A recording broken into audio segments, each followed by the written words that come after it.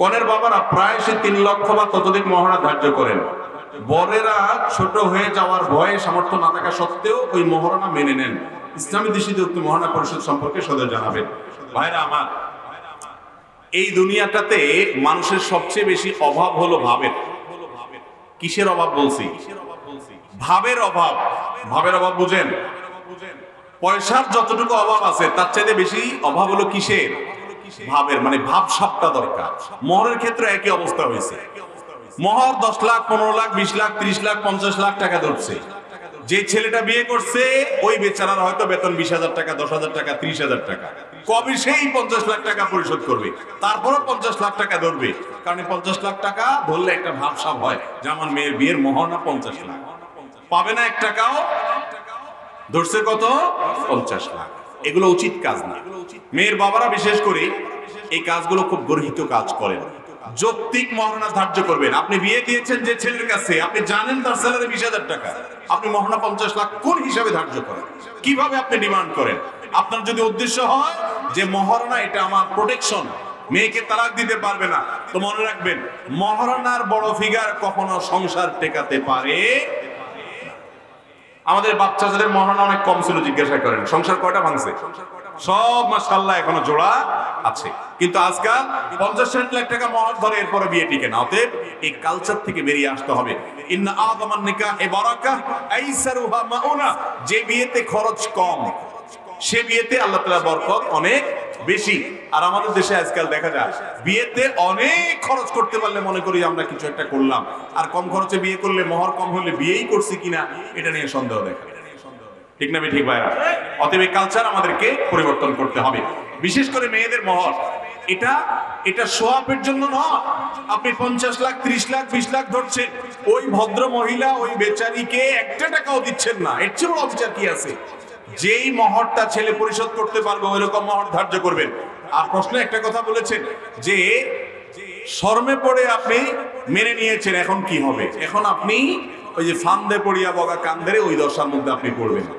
আপনি যদি তখন রাজি হয়ে থাকেন, হ্যাঁ ঠিক আছে আঙ্কেল অসুবিধা নেই, 50 লাখ 1 টাকা, 30 লাখ 10 টাকা, আপনি নিজে 5 টাকার মালিক না। ভাবের চোটে আপনি 50 লাখে রাজি হয়ে গেছেন, আপনি কিন্তু গর্তে ঢুকে গেছেন। এবার বউয়ের 50 লাখ টাকা দেওয়া ছাড়া কোনো উপায়। আমি একটা পরামর্শ সবসময় দেই, যারা এরকম ফেসে গেছেন, ফান্দে পড়ে গেছেন, তাদের যে কাজটা হবে তা হলো বউয়ের পা ধরে খুব অনুনয় করে বলবেন যে দয়া করে অনুগ্রহ করে আল্লাহর রাস্তে আপনি মাফ না করলে তার উপায় নাই। এত বড় ফিগার ধরে ফেলছে বাপ চাচারা, আমিও রাজি হয়ে গেছি ভাবের চোটে, তখন বুঝি নাই, এখন তো বুঝছি পুরোটাই দিতে হবে, উপায় নাই। অতএব আপনি যদি একটু মাপ সাপ করে একটু লেস্টেজ করে আমাকে একটু রহম করেন, উনি যদি দয়া করে দেয় আলহামদুলিল্লাহ, আর দয়া করে মাপ না করে যদি বলে ঠিক আছে তোমাকে পুরো মাপ করার দরকার নাই, তোমাকে আমি এটা চাকরি দেই, এখন থেকে আমার যে হাড়ি পাতিল দোয়ার আছে এটা তুমি অর্ধেক দোবা বা এটা দোবা, তাহলে সেক্ষেত্রে তোমার সেখান থেকে মহারণার টাকা কিছু কিছু কাটলাম, মাসে 1,000 টাকা, 2,000 টাকা, 10,000 টাকা তোমার স্যালারি ধরলাম, হাঁড়ি পাতিল থালা বাসন নিয়মিত ধোবা, খবরদার উল্টা পাল্টা যেন না হয়, স্যালারি কেটে দেওয়া হবে, এখান থেকে আমার মহর আমি কেটে নিলাম। মেয়েদেরকে ইসলাম কত মর্যাদা দিয়েছে, কত অধিকার দিয়েছে। এই সমাজ নামাজি মানুষরা পর্যন্ত এত পরিমাণ জন্য মেয়েদের পরে করে। আপনি দেখেন মোহর দেয় না, মোহর দেয় না, বাবার সম্পদে হক সেটা দেয় না, মায়ের সম্পদে হক সেটা দেয় না। সেদিন কে যেন আমাকে বললো, ভাই এই দেশে যত ল্যান্ডের জমির দলিল আছে তার সম্ভবত 4% বলছে মাত্র মেয়েদের নামে, আর 96% নাকি ছেলেদের নামে। তথ্যটা যদি সঠিক হয়ে থাকে বা এর কাছাকাছিও হয়ে থাকে, এটা বিরাট বড় একটা অ্যালার্মিং আমাদের জন্য। অথচ এদেশে আমাদের যত মেয়েরা আছে, ছেলেদের যেরকম সম্পত্তিতে ভাগ আছে মেয়েদের আছে না নাই, তাহলে তাদের নামে দলিল হয় না কেন? তার মানে হলো মেয়েদের প্রতি অত্যাচার করার ব্যাপারে গোটা জাতি আজ ঐক্যবদ্ধ হয়ে গেছে। জাতি ঐক্যবদ্ধ হয়ে গেছে মানে আমরা ঐক্যবদ্ধ হয়ে গেছি, সবাই মিলে ঝুলে সবাই ভোগ করছি এবং নষ্ট করছি। আল্লাহ তাআলা আমাদেরকে বুঝার তৌফিক দান করুন। বিয়ের সময় যারা এখনো বিয়ে করেন নাই, তরুণ পোলাপান যারা আছেন, যুবকরা যারা আছেন, সাবধান। 50 লাখ 1 টাকা, 30 লাখ 2 টাকা আগে ভাগে ঝগড়া করে নেবেন শ্বশুর মশাইয়ের সাথে, বাবারে আমার সাধ্যের মধ্যে থাকলে আছে আর না হলে নাই বাবা। এরপরে ফান্দে পড়ে বউয়ের কাছে মাপ চাওয়ার উপায় থাকবে না। যদিও বেশিরভাগ যুবকরা আমি বলি সব সময় বাসর রাতেই বাটপারে শুরু করে দেয়, বউরে বলে পাম্পটি দিয়ে দেখো, আমি তো এই যে কয়দিন পরে চলে যাচ্ছি ইটালি, ভিসা চলে আসবে, কত টাকা আসবে তোমার কাছে, কিসের মোহরের টাকা, সবই তো তোমার।